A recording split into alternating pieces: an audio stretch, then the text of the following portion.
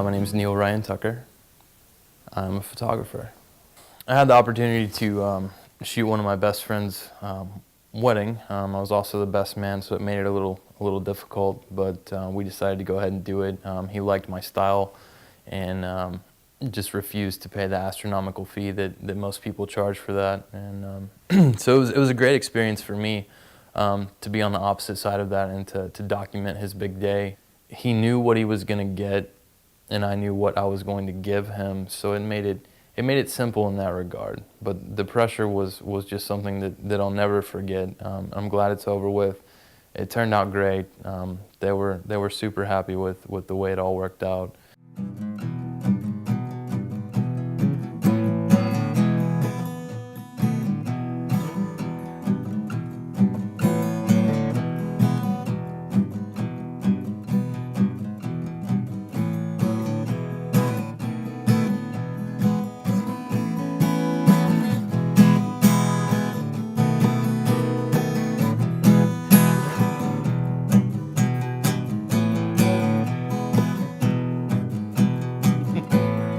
Hippie, hippie, shake!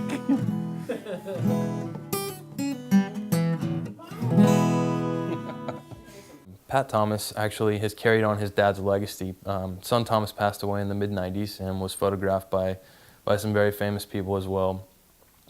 From one shop led me to another shop where I actually wound up buying the artwork and asked, how easy is it to track this guy down, because I would like to take a portrait of him, and this woman pointed me in the right direction. We showed up at the Highway 61 Blues Museum in Leland, Mississippi, and lo and behold, Pat Thomas was just standing there with his guitar and a tip jar. He obliged, and we actually wound up shooting for about 3 hours. We kind of followed him around a little bit, and he was just kind of playing away, and we just kind of did our thing.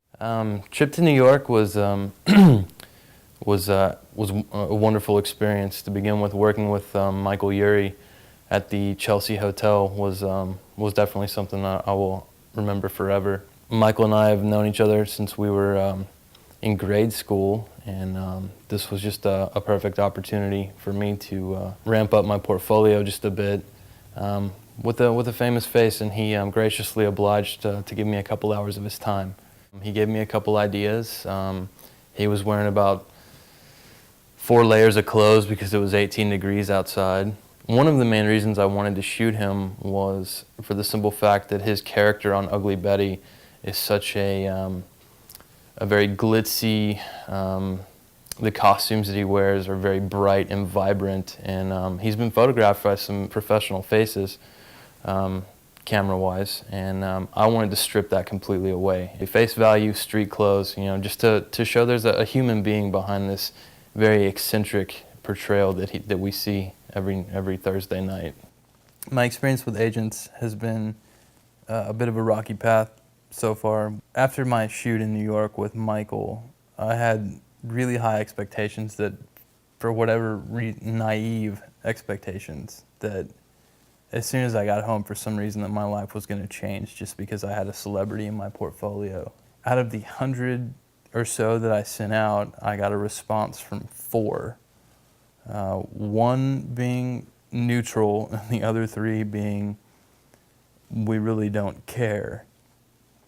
And that was a big shock, and it really made me kind of step back and realize just how tough this market really is, and how hard it's going to be to really accomplish what I want to do. Currently looking for a 9-to-5 solid paying gig at the moment.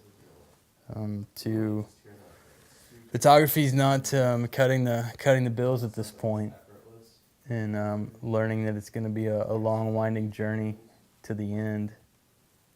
But in the meantime, I've got a few things going on, keeping the spirits up, and hopefully within the next, hopefully 5 years or so, things will be a little different, to where I'm hoping that things will flip-flop to where 9 to 5 becomes full-time photography, and graphic design or whatever it is that I wind up doing will be part-time.